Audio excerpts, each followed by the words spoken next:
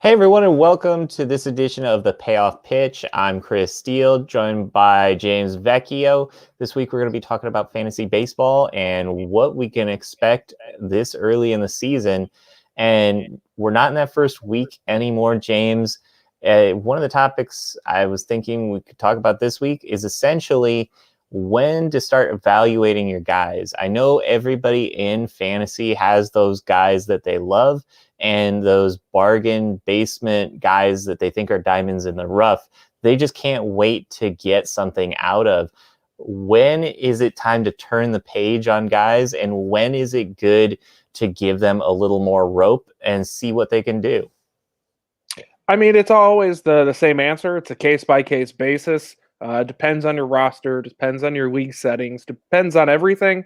For one, I'm the kind of person who, coming into the season, I was in love with the NL East. I was talking about NL East pitchers every single podcast we did, and I loved everything about it. Some of those guys have hit. Trevor Rogers looks like he's a fantasy star.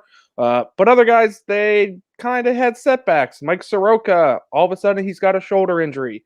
Sixto Sanchez gets optioned and gets hurt. And what am I doing with those guys? I'm heavily invested. And the question, it's a team-by-team basis. If I have injury spots and I'm not too banged up elsewhere, you just throw them on injury reserve and it's fine. But if Sixto doesn't qualify, if you don't have an NA slot for those minor league players, you might need to cut bait. It's not surprising to just sit and wait because that's what everyone wants to do. He hasn't failed yet. But if he gets called up, goes 3 innings, gives up 2 runs, is that what you're waiting for? Are you waiting 2 or 3 starts after he's up in the bigs? You have to think and look at your team and see how it's doing. Did you start hot? Can you wait? Or did you start real poor and today's stats mean a little bit more? It's the same question that's always around, which is, well, it depends.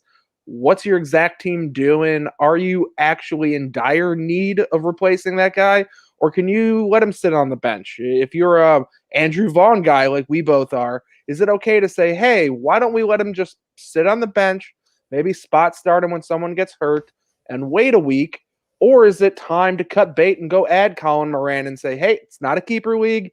If someone else gets him, fine. I'll pay close attention. I don't think anyone's using a waiver to go add Andrew Vaughn when you cut him. And it's a delicate balance. There's no actual lump sum, easy macro answer to say. It depends.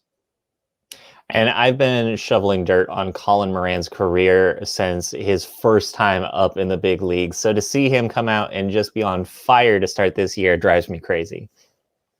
Yeah, I'm actually the opposite. I've always believed in Colin Moran, but when he first debuted, I thought he was going to be an excellent contact guy and a guy who didn't really have much power. And he's the exact opposite of that guy now. He's got a lot of power, not so much contact. And I mean, I guess 90% of the league is turning into that guy now, but he's actually performing. And if you're in Yahoo leagues or maybe some other leagues, he gets that second base eligibility, which is just beyond important because second base is a barren wasteland. And if you can get Colin Moran at second base, he's a top 12 asset right now at the position. Sounds crazy, but that's what Colin Moran is already. Sometimes you got to buy these guys when you don't want to buy them. I've thought he was junk for the past 3 years. I thought he was a non-tender candidate. And 2 weeks in, I've changed my mind. And you need to come in open-minded like that and willing to admit, hey, this guy's putting up numbers. All the secondary stats are supportive. Bye. It's fine. I was wrong.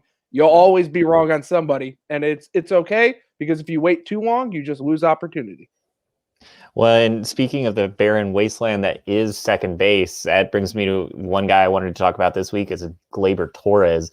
Gleyber Torres started off his career and everybody thought this is the next big thing. I think it was over his last 300 plate appearances. He's had like 2 home runs. Is there reason to be concerned about Gleyber Torres? Are there alarm bells going off right now? Frankly, yes. I understand that it's not alarms going off where you should be dropping him in standard leagues or anything like that. But, he's going to lose that second base eligibility. He's shortstop for all intents and purposes and a bad defensive one at that. But in fantasy, that doesn't really matter. But also, there's a lot of good shortstops. Is he really that different from Dansby Swanson today? There's a lot of New York hype. There's a lot of love about him, but what's the difference? They're both on offenses that should be elite. They both should be hitting better than they are, and they're not. And they're both top prospects who kind of haven't done what they're supposed to do. I understand I'll take Gleyber Torres. I'm just asking a little bit of a rhetorical question. But in reality, they're a lot closer than anyone wants to think they are. I'm dropping Gleyber pretty significantly in my rankings. He's one of the guys who's moving the most that's at the top. And there is cause for concern. Last year you go, oh, small sample size. Hey, it happens. But this year, when you get that slow start, it's starting to add up to a lot of bad plate appearances. His whole 2019 was destroying a horrendous Orioles pitching staff. They're not that bad anymore. So suddenly his great 2019 is looking like, oh, he can just be a quad A player who plays against the quad A 2019 Orioles. Can he actually hit major league pitching? Jury's still out. It's not as positive as some people might think it is. Yeah. Well, and he absolutely destroyed the Orioles in 2019. It was comical how much he just went to town on them. So you might be right. This might be a blip, because if you take them out of the equation, then we've got an average player here. Yeah, it's someone to actually have alarm bells with. I know the major preachy thing during week 3 of the season is don't have alarm bells. It's only week 3. We're 10% in, if that. Calm down. But some players, it's time to sound the alarm bells. Look at him. Look at Patrick Corbin. You can sound the alarm. These are really bad outings. They're built up over the course of 2020. They're repeating themselves in 2021. And we all know people are going to decline from 2 years ago. Sometimes guys are great when they're young, and that's when they peak. Sometimes they're great when they're in the middle age and they peak. And sometimes they peak when they're in older age. Every player is different. Every player peaks at a different time. And paying attention to the cumulative stats that recently have happened matter. And certainly in a game where the only output is to get stats, we don't care about wins and losses in fantasy. We just want stats. When you're not producing, the alarm bell rings. Yeah, absolutely. Well, and Corbin Burnes has been fantastic to start off this year. Right now, he's not walking anybody. He's striking everybody out. There was a comparison today that he had, I think it was 38 strikeouts compared to Javier Baez, who has 1 walk and 31 strikeouts. So you've got two sides of the coin here when you look at the NL Central. In Javier Baez struggling, kind of like we're mentioning with Gleyber Torres. And then you've got a star continuing to ascend with the Brewers here. Is Javier Baez a guy that you're worried about right now? Because I think there's a lot of reasons to worry, especially with a contract year this year. You don't know his landing spot next year. Are you trying to maybe sell high, if there is even such a thing, on Javier Baez right now? I mean, I'm not concerned with Javier Baez today because I was already concerned about him. He's a guy who's never had on-base skills. He's been all pop and nothing else. He's got the glove. That doesn't translate to fantasy, so that's nothing. And all pop guys, they fall off a cliff if they can't get on base. We saw Rougned Odor. What's the difference between Javi Baez and Rougned Odor? Javi Baez just had a little bit higher of a peak. It's really bad for Javi Baez. It frankly is very bad, and I've been selling him for a long time. I don't want guys who are going into that mid-age where they're starting to actually have to get paid and they can't get on base. Teams don't invest in those guys. And if teams don't invest in those guys, they don't play consistently and they don't get you points. And Javier Baez also can't hit for average, so he's already hurting you there. And like I mentioned earlier, shortstop is deep. It's super deep. Yeah, Don't especially this year. play the lottery card with Javier Baez. I always challenge myself every year. I do 2 leagues where I just get auto-drafted and I play with whatever comes. And I got Javi Baez in both of those leagues, and he was off my roster before day 1. I don't want him around. He's just not worth it. What if he gets dealt? Is he going to get dealt and just become an everyday starter? Nope. He's going to become a super utility guy at best, and likely he's going to just be a mediocre all-pop shortstop. Those guys exist all over the place. You look at Colin Moran. What's the difference between the two of them statistically? It's just Baez plays shortstop. There's no actual difference. And I'm talking about the past 2 or 3 years, Colin Moran, not just this year. All right. Baez is junk. He's a much better real-life player than he is a fantasy player. But in fantasy, he's not worth that much. He's just not. Get him off your team. Sell him while you can because he's a cut candidate. Yeah. Rougned Odor has the right hook going for him. That's the biggest difference between the two right now. Yeah, I guess I'll take him in a fight against Jose Bautista. But in a fight against hitting the ball, they're both about equal. Speaking of heat, I've loved the Dodgers and Padres series. That was phenomenal. It was a ton of fun. Can we have that happen at least once a week? Because I need that in baseball right now. It's kind of what you were saying when we had our show last, is we need those anti-heroes to go along with the guys that we like. And right now, when there's that kind of friction going on, it just makes that series so much more interesting. Yeah, exactly. I mean, this is the modern Yankee Red Sox.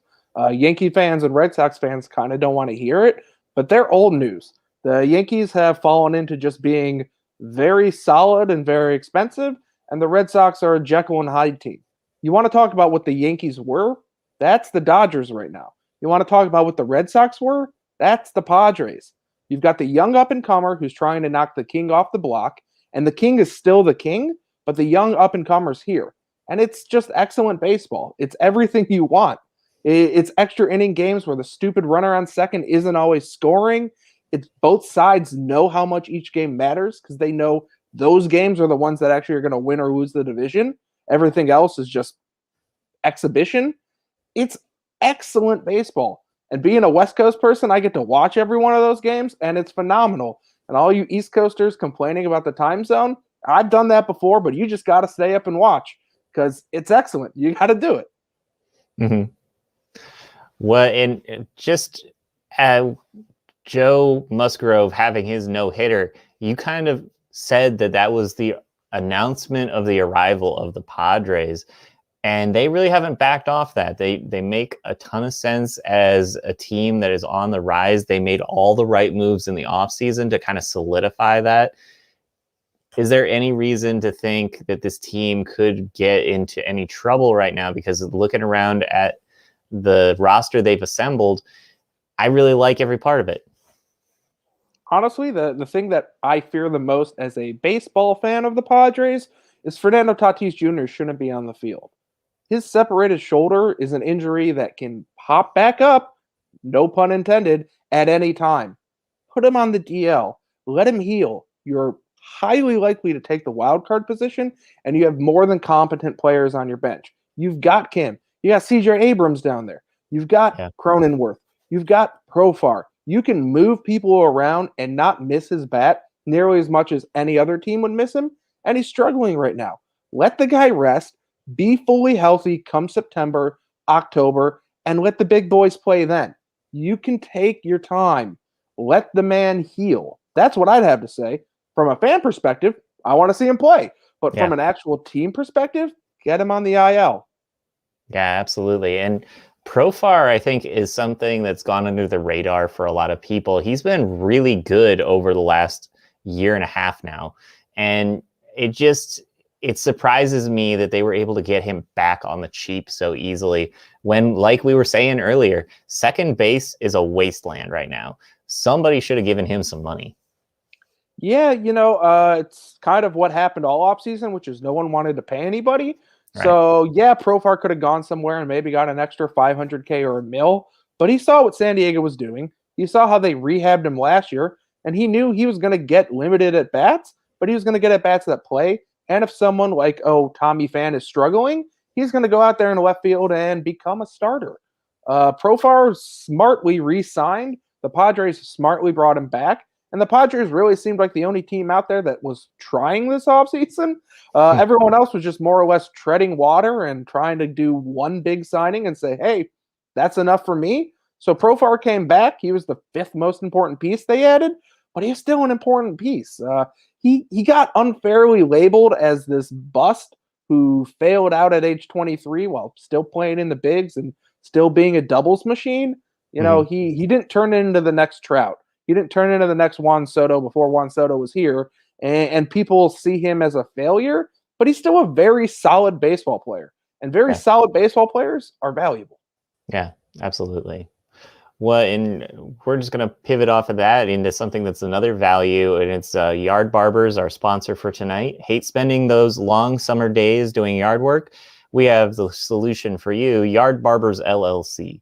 Yard Barbers LLC is a local full-service lawn care company looking to provide the Quad Cities with a quality and affordable outdoor service. Don't wait and fall to the back of the line. Contact Yard Barbers right now for a free yard evaluation and estimate. Find Yard Barbers on Facebook at Yard Barbers LLC or send them an email at yardbarbersqc@gmail.com. And James, one of the things that I keep thinking about when it comes to seeing Joe Musgrove throw a no-hitter is the Pirates and what the Pirates could have been if they hadn't traded away Garrett Cole, Tyler Glasnow, and Joe Musgrove, among many others that could have been good and could have made this franchise more than the laughingstock of MLB. Look, the Pirates are a laughingstock. I feel bad starting to defend them right here, but they never would have had Garrett Cole and Joe Musgrove on the same roster. The reason they got Joe Musgrove was because they traded Garrett Cole. They traded Tyler Glasnow and Austin Meadows for Chris Archer, and that traded backfired immensely. But you know what they did? They tried to win now. I want my team to try and do that. Yeah, it backfired. Yeah, I don't want them to actually fail at trying to win now, but I'd rather have my team try something than do nothing. And Garrett Cole was always going to walk. They always had to deal with him. Everyone laughed at that package they got, but Joe Musgrove turned out to be good. Yeah, it took some time, but he turned out to be good. The package wasn't nearly as bad as everyone thought it was. And yeah, they redealt Joe Musgrove again. Yeah, they're rebuilding again. It's annoying. It's definitely not something a Pirate fan wants to see because they've been this perpetual losing streak for the past 30 years. But they tried to win. And frankly, in the extremely low bar that is Major League Baseball, trying to win is a rarity. And I don't hate the fact that they don't have those three guys as much as maybe I should. I'm a closet Pirates fan. They're my NL team. I grew up in Cleveland. I always loved the losers as a Browns fan, so I gravitated right towards the Pirates. And they stink, but I don't fault them for moving on from all three. Glasnow was lost as a Pirate. Maybe that's on their staff, but he wasn't exactly a guy who looked great, and they dealt him for peas because they were stupid. He looked awful, and they were dealing him for a guy they needed for a postseason run. It failed, but it made sense. Where are you at on Brian Harris? Because I'm all in. I really love what I've seen from him so far, and I think he could be a major player at third base that we look at as fantasy fans that we're missing out right now because he's injured. But if we can get him at a lower rate right now because somebody's desperate or trying to get back on top of the heap, I would try to get him right now because I think he's going to be very, very good. Yeah, when I look at him, there's a name that springs to mind, and I don't think a lot of people see it as a comparison, but I think of Francisco Lindor. Coming up, Lindor was an all-glove shortstop with an adequate bat. People thought he could be a big league hitter that was fine and worthwhile and, might have a 20-homer season here or there, but he was going to be all about the glove. That was the whole deal with Hayes, and then he showed up last year and looked like an offensive star. And he continued it this year and briefly until he got hurt. But just like Lindor, he just showed up and was good right away. And I think Hayes is going to continue to be good, and he's going to be a top hot corner guy for the next 5, 6, 7 years. He might have an Evan Longoria career path where he starts off hot, stays hot, and then just slowly declines over time. And everyone goes, oh, yeah, he was a top prospect. This makes sense. But no one really looks back and goes, no one believed in the bat until the bat showed them how good it was. And I think that's what Hayes is. And I agree with you. There's plenty of time to go buy him right now. He should be coming off the IL relatively soon. And there's no reason to not take a swing on a guy like that if you can afford to. He's got age on his side. He's got enough of a track record when you consider how young he is. And he's playing on a team that's going to have to score runs. People always run away from teams like the Pirates because they're awful, but also they still play baseball and they still score runs, and someone's got to do it, and it's going to be Cabrera. I was a big fan of Alec Balmer out in Philadelphia. I thought he was going to have a huge breakout year this year and maybe compete to be NL Rookie of the Year. It looks like, from all accounts, he just doesn't have it this year. Is this a guy we were too early on, or is our evaluation of him way off here? I think it's mostly the evaluation is wrong. He's good. He's not someone who's just junk or whatever, but he's a third baseman who's going to probably transition to first. He's a solid hitter. He's got great on-base skills, but you're looking at the ceiling of a Justin Turner. That's a really, really nice ceiling, but in fantasy, that's not that great of a ceiling. It's a high on-base guy. He's got limited pop. He just keeps getting those singles, keeps hitting those doubles, keeps getting enough homers. But when you look at him compared to your elite fantasy third baseman, he's not in the top 10. And I don't think that's what Baum is. He's good. I don't want to sell him short, but from a fantasy perspective, the thing that's most valuable about him is his age. So sell him when his age is the most valuable thing, because on-base skills don't translate into fantasy in a 5x5 league very well. Well, and Spencer Howard is another Philly guy that I was really on board with. He's the top prospect in that organization. There's just nowhere to really get him in that starting five right now, because they've been so good to start this year. I mean, even Chase Anderson looks like he's doing okay. So what's the kind of thought on somebody like that, Spencer Howard, where you're waiting for him to get a starting five position and he has all the ability, but he doesn't have that job right now? Do you want to hide that guy on your roster and just wait until he gets his time? Or do you want to put him out on the waiver wire for a little while and just take your chances that you're going to get him when the getting's good? Of course, league settings matter. So if you're in a dynasty league and you're keeping a lot of players, not just the top 2 or 3 or 4 in your draft, you can't cut it. That's just straight up a fact. You can't do it. If you're in a redraft league and you have a deep bench, you can hold on to him.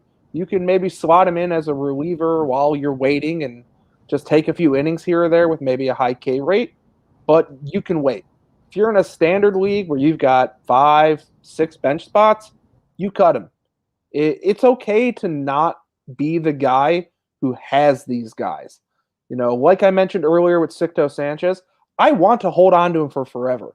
But with the amount of postponements we have this year, with the amount of starting pitchers in flux, with the amount of injuries that will be coming, especially with the COVID IL for every single shot that every player gets, you need every single roster space that is available to you. You can't sit there and just wait on a guy to become good. It's just not the way to win this year. I understand in a head-to-head league, it's kind of more about just getting to the playoffs versus, actually being great throughout the season like you are in a roto league.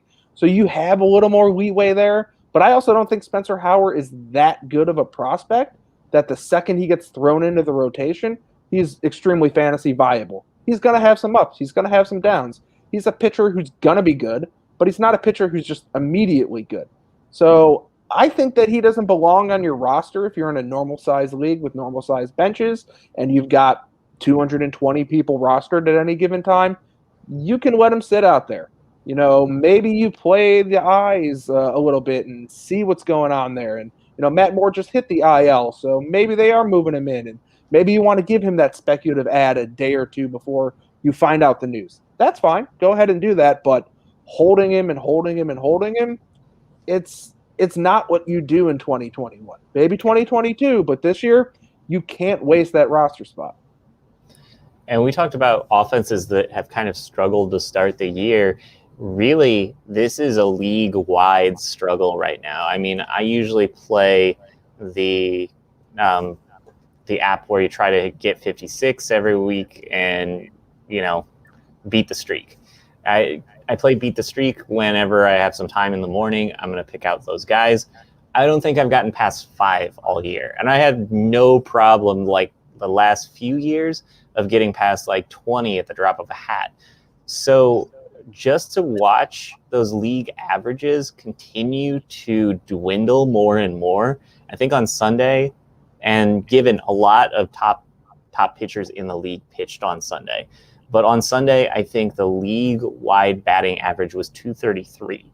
That seems problematic. Is this baseball paying for its decision to kind of deaden the ball a little bit? On one hand, yes, but baseball's also paying for not having an illegal defense. They needed the dead in the ball, but the reason they needed the dead in the ball is because they had previously livened the ball. It goes both ways. If they're playing with a ball that's congruent to a 2005 ball, yeah, they're paying for it. The offense is down. But you know what? I don't think offense is what sells baseball. Total runs scored is not why someone watches a game. They don't go, oh, the final score was 6-1. Well, we got 7 runs. It was a good game. They want to see actual tension. They want to see a close game. They don't want to see a score that's lopsided. So I don't think runs matter. I think good baseball matters. And yes, runs are down. Yes, when you correlate that to fantasy, finding runs is more difficult, which means finding home runs, which means finding RBIs and all of that. But we do have a small sample size. We are seeing all the elite pitchers go through now 3 times. We haven't seen the back end guys go 3 times. We haven't seen people show up and become the greats that we didn't expect them to be and see the guys fail. We still have time. Overall, I do agree that the ball is going to be more dead, but I don't really care if overall league runs are down because no one who's a fringe baseball fan is going, oh, I'm not watching these games. Did you see overall league runs are down 400? They don't give a shit. They don't care. It's a moot thing. The game flows. Who cares how many total runs are being scored? Care about is the baseball good? And pitching's really been good almost all year long. And to see what guys like Shane Bieber and DeGrom are doing when it looks like the offenses behind them, for whatever reason, turn into a double-A team every time they step on the rubber is just kind of hilarious at a certain level.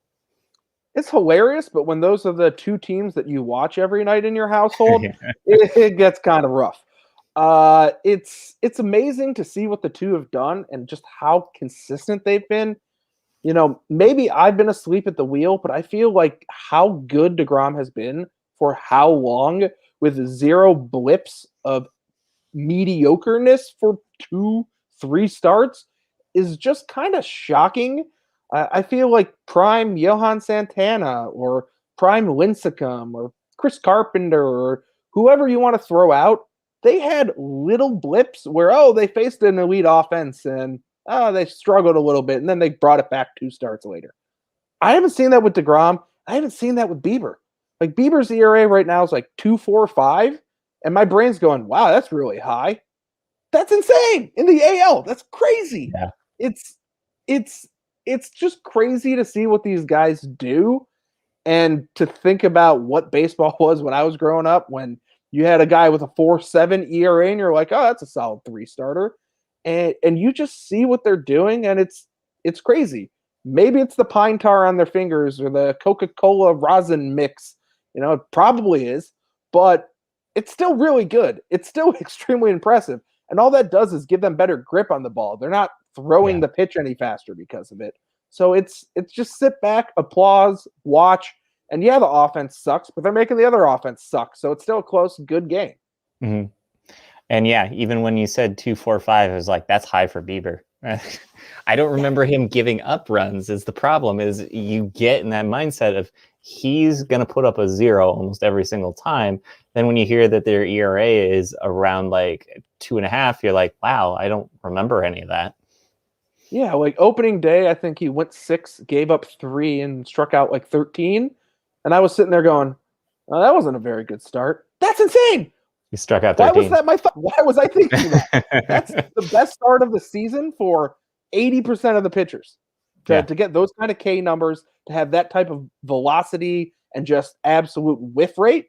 But then also, oh yeah, you gave up a few runs. You had 1, 2 mistake pitches. For Bieber, that's like a bad outing. It's just absurd. Looking at some pitching, relief pitching is maybe the most frustrating thing in all of fantasy to go after.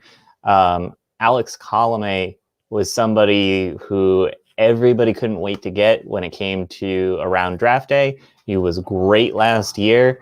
He turned back into a pumpkin again this year. What do you kind of do when you have a closer you went all in on? Do you just go searching for the next guy? Because those guys are going to become available eventually. It's just that churn of the bullpen. But do you want to try to stick to your guys, or do you start looking right away when it comes to bullpens? Well, Colin blew another save today. Gotta throw that out, even though I think technically it was just a loss because he got to extras after he blew a save, so he didn't blow it twice, but still really bad. And the problem is, I guess, a structural problem, so I want to bring it back a little bit. Colin should have been a guy no one targeted in drafts this year. The reasoning being, he's coming into a new team and taking over a closer's job that was by a good pitcher already. It's not like Taylor Rogers couldn't perform. Second, Colin was always a guy who outperformed his periphery numbers. He was very good. He had great numbers, including in 2020, but he was always the guy who said, oh, he's going to regress. And when those guys actually do regress, they fall off the face of the earth and they're terrible. So, okay, those are two things to note, but if you can get Colin at a good price, you definitely buy him. Well, you didn't get him at a good price on draft day. Everyone was drafting him as a closer. Everyone saw him as a guy in the second tier of closers, and you had to pay to get the saves. You couldn't handle any bumps in the road with him because you knew he would lose his job. You know, when it comes to drafting saves, and this is over the past 2 or 3 years, not just this year, you can't draft the closer position. That is a failing strategy. You have to draft the arm. I went into every draft targeting Taylor Rogers. Why? He's shown no reason to not get saves. Sure, he's not going to get the kind of saves he got last year when he had no competition. He's going to get less saves, but he's going to still give you those ratios. He's going to still give you that great K rate, and he's going to get you some saves. And today, there's no elite overall closers. You've got Edwin Diaz. You got Josh Hader. Who's the third best closer? I don't even know. I don't know because no one's a clear-cut, obvious closer. I invested in Yimi Garcia everywhere. You know why? He was the best arm in that bullpen. And Anthony Bass blew 2 saves, and suddenly he's getting save chances. You know, I invested in Amir Garrett, and he's looked awful, so it's not like the strategy's foolproof by any means, but you invest in the arm. You can't invest in the save because come May 1st, half the closer jobs are going to be in flux anyways. So why are you drafting that guy early thinking that you have a stud and it's not going to work out? It's like taking the week 1 running back when a guy's on the PUP list. You know come week 4 it's going to be a mess. Maybe you want the short-term profit, but you're not paying to get that short-term profit because you know it's going to be gone week 4. You know it's going to be gone with half the closers, so don't pay for it. Yeah. And you've got Craig Kimbrell, who's looked awful the last 2 years, and all of a sudden he can pitch again. Bullpens just don't make sense, and that's why it doesn't make a ton of sense to invest in them early on in drafts.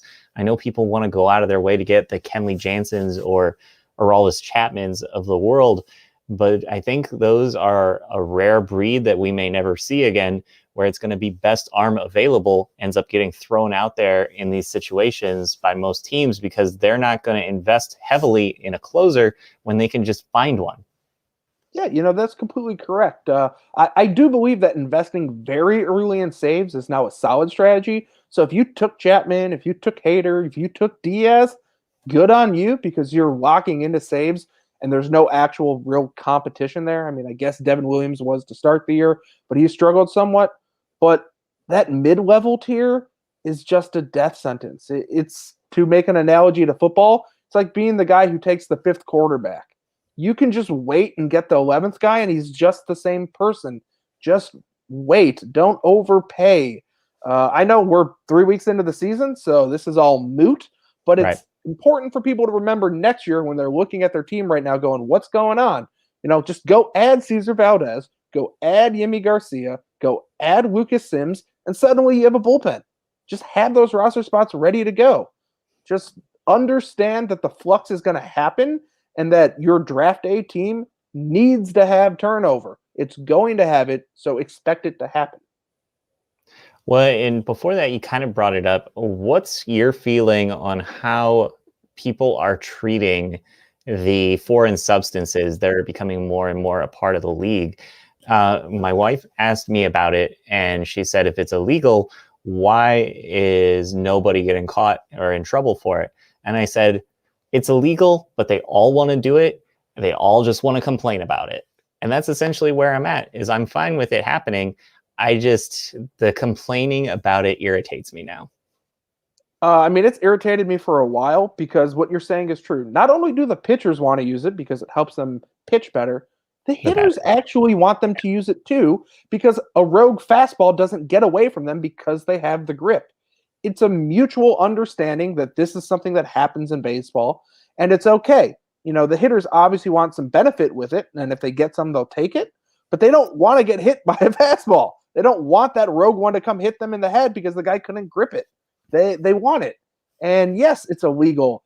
And frankly, all baseball needs to do is take it out of the book, but there's a reason they don't take it out of the book. It's a beautiful scapegoat. They can say it's wrong and not actually do anything about it and just have every pundit spin their wheels talking about it when it ultimately will lead to nothing. It's a nothing subject. It's irrelevant. It's like complaining about the size of the bat and saying, oh, they're using too big of bats or too heavy of bats. What are you talking about? It's nonsense. It's a nothing topic that exists purely to create a topic. Yeah. And I don't care. I don't listen to it. They took Trevor Bauer's balls and they're investigating him. It's nonsense too. They're not investigating him. They're trying to figure out how the MLB can monetize the foreign substance and make the foreign substance themselves and sell it to pitchers. That's what they're doing. They're just trying to monetize the game more as opposed to like policing it and being the ambassadors of baseball, which they should be, but they're not. They're just existing. It's stupid. It's a dumb topic. I hate it.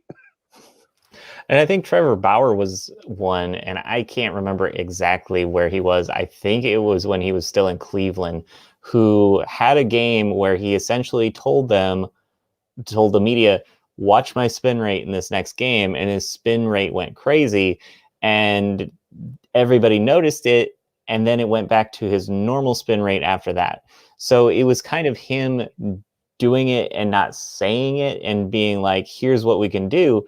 But then as Trevor Bauer's career continued to progress and get even better, you saw that spin rate continue to get back up and get high again. So it's one of those things where it was like he was intentionally trying to show people that they shouldn't do it. Once he did do it, he wanted to continue to do it. As a fan, when I watch baseball, and I watch a lot of baseball, I can't see spin rate. I have no idea what is actually going on in real time. There's no knowledge of that. Maybe a broadcast throws up a stat, but visually, it looks exactly the same. It doesn't matter. Yes, it matters in terms of the actual players, but baseball, the game, doesn't matter what spin rate is. So it can spin as much as it wants. It can go as much as it wants. Bauer made the point saying, hey, these foreign substances matter. Watch this, because he did exactly what you said. Watch my spin rate next game. And it was amazing, and he had an amazing start. And he said, yeah, I can use a foreign substance too. But the thing is, just use it. It's fine.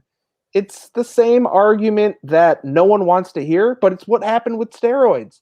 Just use them. That's what everyone else is doing. It's what is currently happening in the sport. And with steroids, there were negative health side effects. So that was a negative. There's no oversight on it. But if the MLB actually oversighted steroid use and made sure that there was no abuse with it, it's kind of fine. It's not that bad of a thing when it's actually done within moderation. And it's the same with using a foreign substance. Let the pitchers use it when they need it. It's fine. It doesn't affect the game other than make pitchers have swords, make pitching ninja be a thing, bring entertainment value to pitching, something that inherently doesn't have entertainment value. I get a loss for words because it's just so stupid. One of the things that I had completely forgotten was a thing watching the Bulls documentary, The Last Dance, was how much everybody complained about everyone else using illegal defense. And the fact that everyone was insinuating the Bulls use illegal defense, and the Bulls would say, no, that other team uses illegal defense. And now there is no illegal defense. Nobody has to complain about it anymore. It's just not a thing. Leave it alone.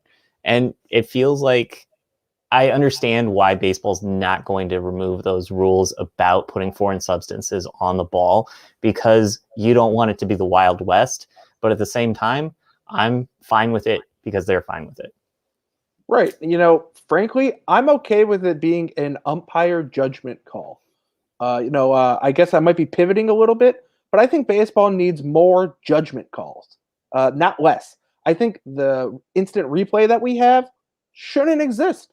It's a topic that no one wants to talk about, no one wants to address, but the ability to fix minute errors by umpires, which not always are fixed, and at least 50% of the time, we're just going with the call that stood because that's what the rule says, as opposed to that being the correct call. Right.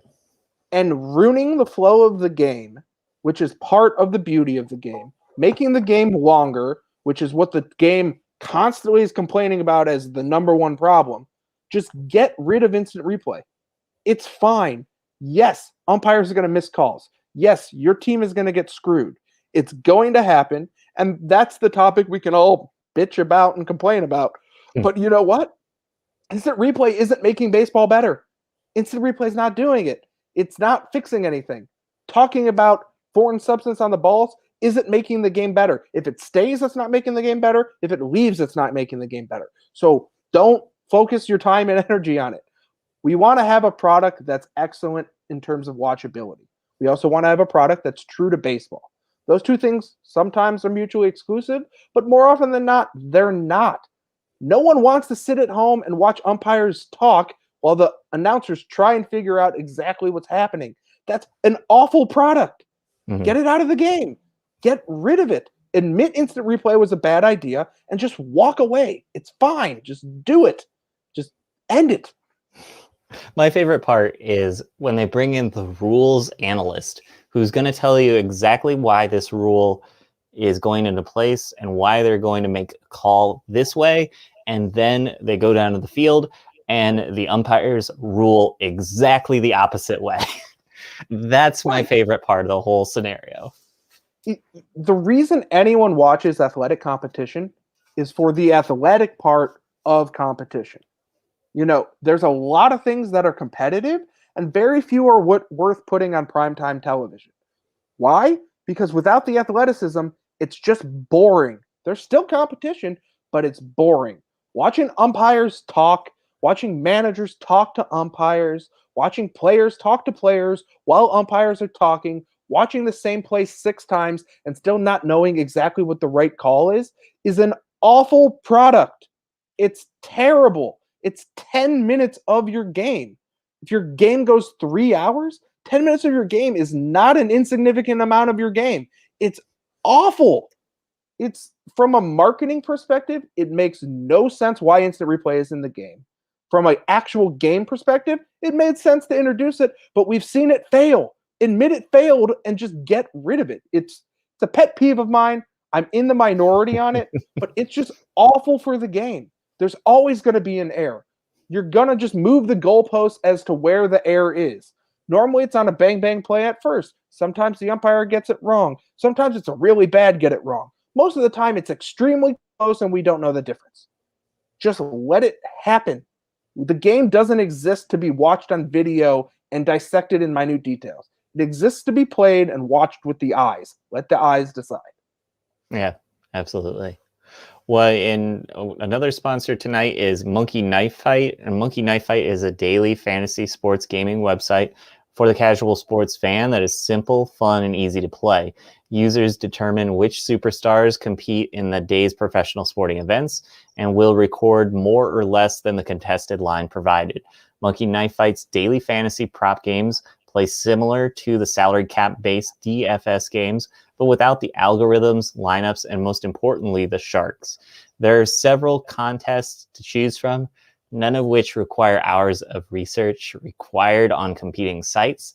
Start with a simple 2-on-2 or go for the highest payout, 100 times and higher, by searching or by selecting an 8x8 more or less contest. Get started now with 100% instant match bonus of up to $50 with promo code FFSQC. And I wanted to laugh really bad there after I read Sharks because all I could think was Jets and Sharks. It's just ruining my day and it's ruining my brain right now. I'm just sitting here going, I feel like I'm in a Monkey Knife Fight talking about instant replay.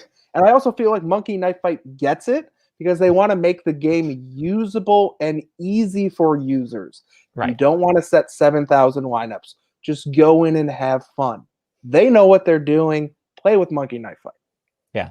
And to kind of get back to what you're saying, though, a lot of these bang bang plays, we're seeing them ruled correctly, where I think just watching Quick Pitch, you get 2 or 3 of these scenarios where they make a ruling and you see it clearly the first time. And you're like, I don't know how they got that wrong. And then they go to the review and eventually they overturn it. But when you see it on TV, I guess we just have a much better perspective than we've ever had before. That the viewer at home has a better idea of what's happening than sometimes the umpire on the field. And that might have to do with the age of the umpires too. I mean, I kind of want to just disagree with that. I watch a lot of baseball every day. You know, when I'm at work, I'm working from home, and I have baseball on in the background. I'm watching every day game. I'm watching a lot. And a lot of the time, I'll watch the game, I will watch a play, and I'll say out or safe. And sometimes I'm right, the umpire's wrong. Sometimes I'm wrong, the umpire's right. I have a perfect perspective, the umpire doesn't. And also, a lot of the time, I'm wrong, the umpire's right, and it's a bang bang, and the umpire's right. You know, it looks like, oh, he was safe. He was definitely safe. They slow it down, and the actual time the ball hits the back of the mitt, he's safe. But when it enters the mitt, he's out. The umpires get a lot of calls right. It's just we don't remember the right calls because, oh, it was right. Okay, next play. And the wrong calls last for 10 minutes. So it's doing the umpires a disservice. Yes, Angel Hernandez is horrendous, and he needs to get out of the game. But for as much flack as we give Joe West for being a little bit of a diva, Joe West is a very good umpire. His strike zone might vary a little bit from game to game, but he's very consistent within the game, and he doesn't miss hardly any calls out in the field. And who's another bad umpire? We can't really name them because they're all pretty dang good. Yeah, I get that we want to complain about umpires. Yeah, when your team gets screwed, it's the umpire's fault. Why? Because they made a wrong call, and it sucks. I agree. It sucks. But the human error is what makes sports good. If pitchers never made human errors, we would never see home runs. If hitters never made human errors, we would see so many more walks because they would just constantly just walk. Human error helps the game. Human error is part of the game. Stop trying to legislate it out because it can't disappear. Mm-hmm. Well, and one guy that I've been kind of keeping an eye on that it seemed like you and I both weren't very high on was Bobby Dalbec. We had a comparison between him and Andrew Vaughn. We're both on the side of Vaughn, especially long term. But Bobby Dalbec's gotten off to a pretty good start. And for a guy who doesn't look like he's going to hit it over a house of any kind, he's putting up pretty good power numbers. Is this somebody who's kind of grabbed your attention, or is he kind of still in that same holding pattern you had him in before? I mean, he always had my attention. It wasn't so much I was low on Bobby Dalbec as I am high on Andrew Vaughn. Yeah. It's just he provides power. power, especially at first base, when it doesn't come with anything else other than RBIs, is not that special. It's something that he's doing very well right now, and maybe he continues it all year and he turns into a special player, and I've underrated it. Totally plausible, totally possible. And so far, he's done nothing to say otherwise. But in all likelihood, he's going to have a month where he hits like junk. And all of his numbers by the end of the year look like all the other power hitters I've been ranking him with, which is lots of power, nothing else. So you can cycle those guys in and out. You can run Bobby Dalbec and let him go hot. And when he gets to cold, you can cut bait with him in a standard 12-man. You don't have to hold on to him. Let somebody else add him and cut the guy who was cold, who you can go and make your hot guy. It's not that I dislike him. I think as a keeper asset, I think he's going to be nice. I think he's going to be around. He's not going to disappear after a few years or hit arbitration and turn into a DFA guy. I think he's good, but from a fantasy perspective today, what he provides isn't that rare. Mm-hmm. Yeah, and it just seems like you can kind of find those power guys anywhere. And one guy I kind of wanted your take on is last season, Freddy Freeman went from a very good first baseman to the MVP. And you could say a lot of that had to do with Marcell Ozuna arriving and giving him that protection and allowing him to be an even greater player because he's in a great lineup. But it really just seemed like he attained a level that he had never been close to before. Was this just a small sample size getting the best out of a very good player? Or is there another Freddie Freeman that we need to take note of and kind of look at these other players that are very good who might have this unbelievable moment where they just have the light turn on and they're great all of a sudden? The answer is, I think, both. You know, Freeman's sample size last year was small. He's never going to put up that season again. It existed because of his small sample size. And frankly, he's not the MVP in my mind. It's still Juan Soto. Don't question that. Secondly, first base is a little bit more shallow than anyone wants to talk about in fantasy. Normally, it's a very easy place to just find production. But there's a lot of guys like Bobby Dalbec who are viable because there's a lot of guys like Bobby Dalbec. So while Freeman isn't the player he was in 2020, and that's okay because he was insanely good and only second to Juan Soto, he's still a very, very good first baseman. You look over at first base, you've got Vlad Jr., who has turned into an absolute star, as everyone thought he eventually would. You've got Cody Bellinger, who's hurt right now, but should be a star, but also, you know, eventually could lose first base eligibility. Probably not, but he could over time. He might become an outfield-only guy. Then you got Freeman. You got Pete Alonso, and then who are your next best first baseman? You know, playing today, my rankings, I've got DJ LeMahieu as the next best first baseman. You're probably not playing him at first base. You're probably playing him at second or third, but he's there. Then I got Brandon Wow, also not a first baseman by trade. When you look after that, is it Rhys Hoskins? Is it Dom Smith who might lose first base eligibility? Freddie Freeman is that good because he's that good better than, I guess, the rest of the first basemen are. And it's because first baseman's weak as opposed to Freddie Freeman being that elite. He's not in the same category as a Juan Soto or a Ronald Acuna, which is frankly okay. There's not too many people in that category. It's those two and Mike Trout, and that's about it. Freddie Freeman's in that Bryce Harper, Christian Yelich category, one tier below those young guys who still have a lot of prime left, and that's okay. And really, first base is not the barren wasteland that second base is, but it's the next most populous wasteland. All right. Then why do you think people are feeling like they're down on somebody like Joey Votto?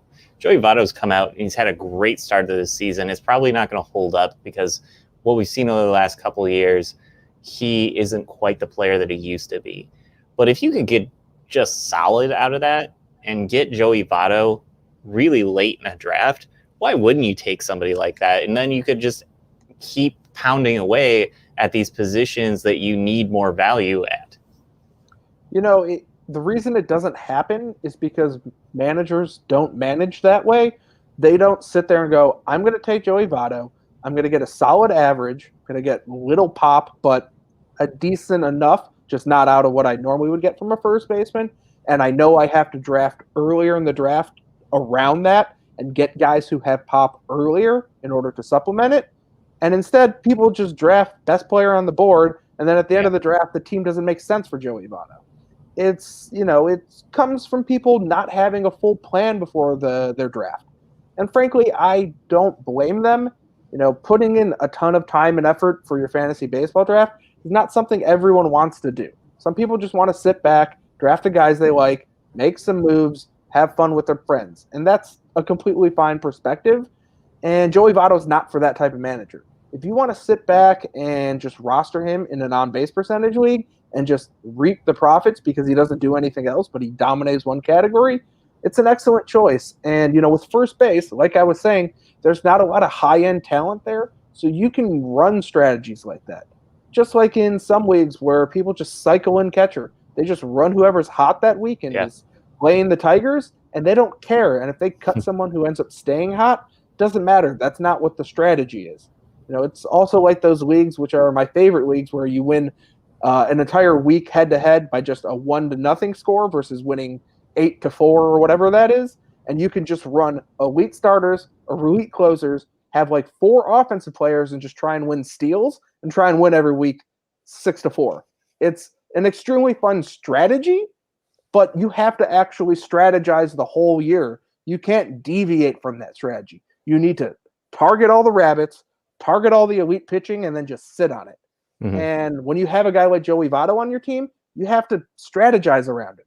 He's a Tim Tebow of fantasy baseball. You can't just throw him on a team and just have him be good. You have to think about it, and people don't want to think about it, and there's nothing wrong with that. Well, when you're talking about those rabbits, Tim LaCosta is a guy that I think you really liked, and I really have grown to like and think he's more than just like a little slappy guy because he's so good at stealing bases.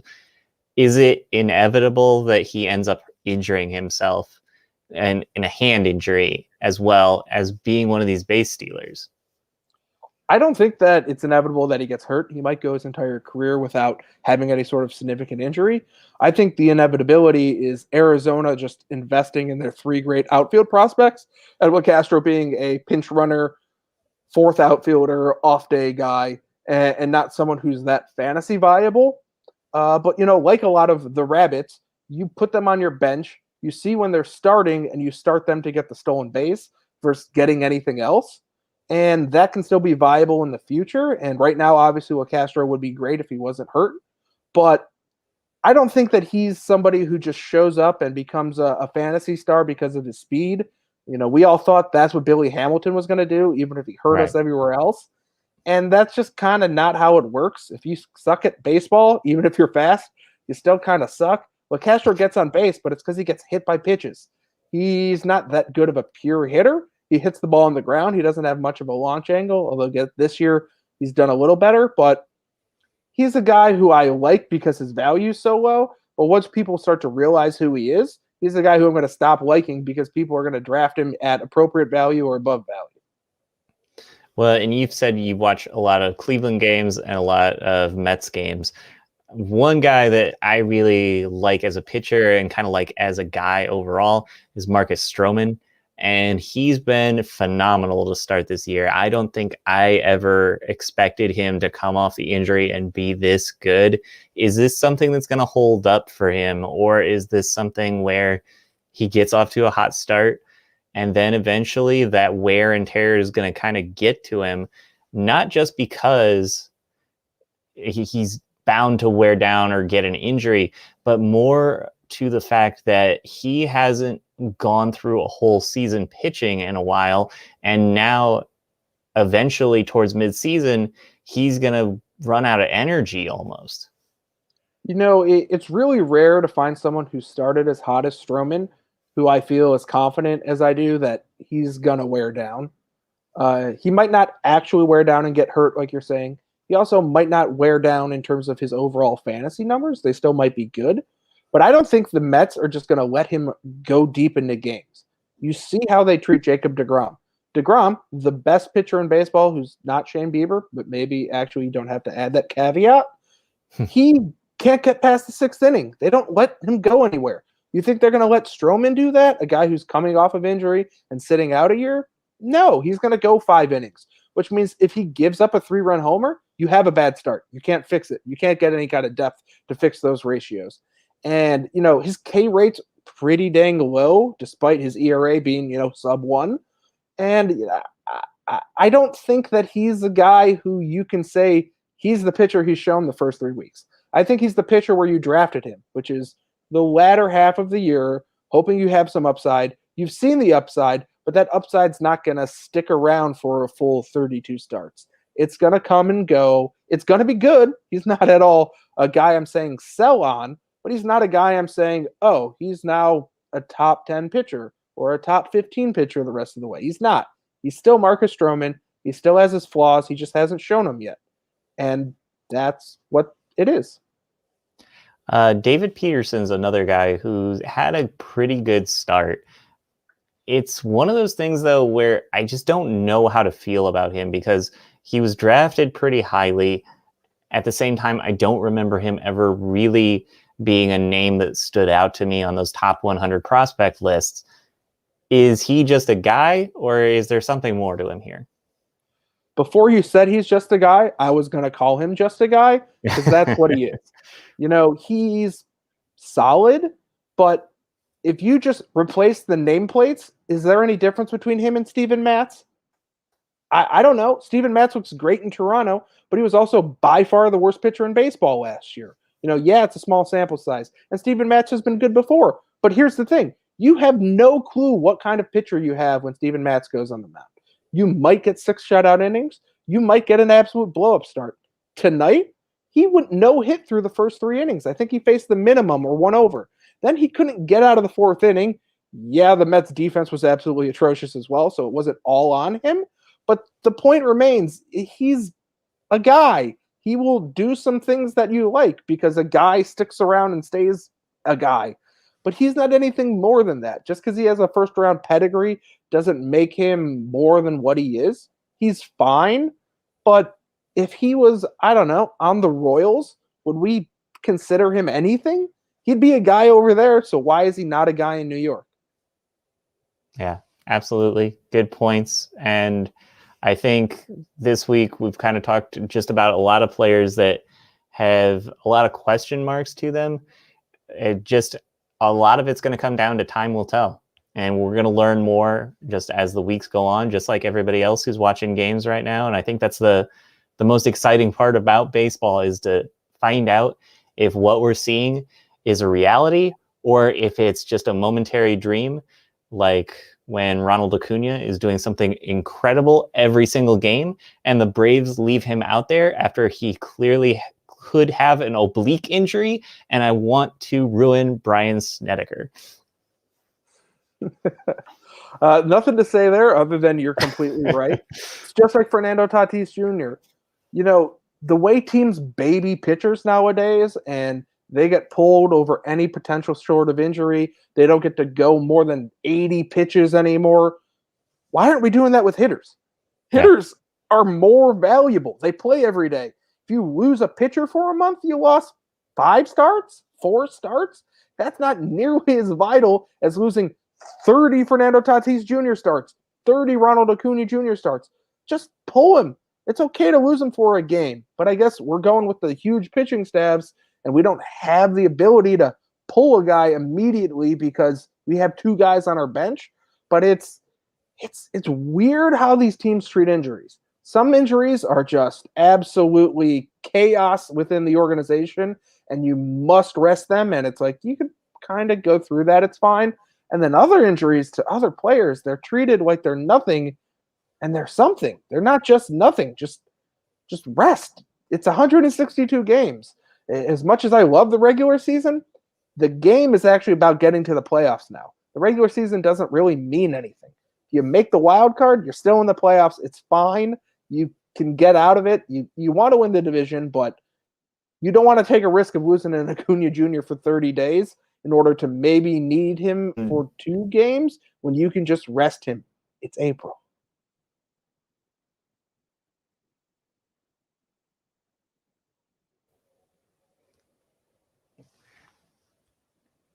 Yeah, and I think that that's a good place to kind of end it, where you look at a guy like Acuna and you wonder what that relationship is like, because it's easiest for us to say this in a vacuum of the thing to do is to just sit him down.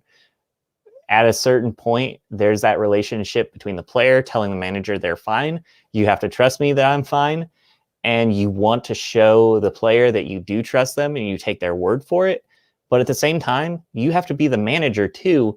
And you have to be like looking out for the better interest of the team down the road and looking out for the player who may be telling you they're fine when they're not fine. Yeah, I mean, we all have day jobs. And in our day jobs, you know, our boss trusts us to do some things. And then when something important shows up, they might actually start paying attention. Why? Because that thing is important. It's not that they don't trust us. It's that when it comes down to it, someone else making the decision trumps our opinion. It's just the way it is. When it comes down to Ronald Acuna Jr.'s health, deciding whether or not he should play is not up to him anymore. That's not how baseball works. It's not how sports works.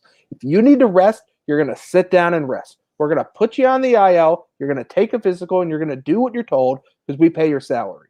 That's kind of a harsh way to put it, to say it mildly, but that's also how America works. It's how baseball works. If they want to put someone on the DL, they do. Phantom DL injuries happen all the time.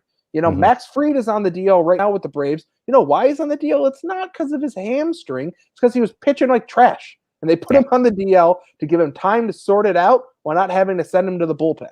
So chill out about the idea that these offensive players can just force their way through, because if management wants, they absolutely can. Tell them, no, you're going on the DL, you're sitting, whatever it is.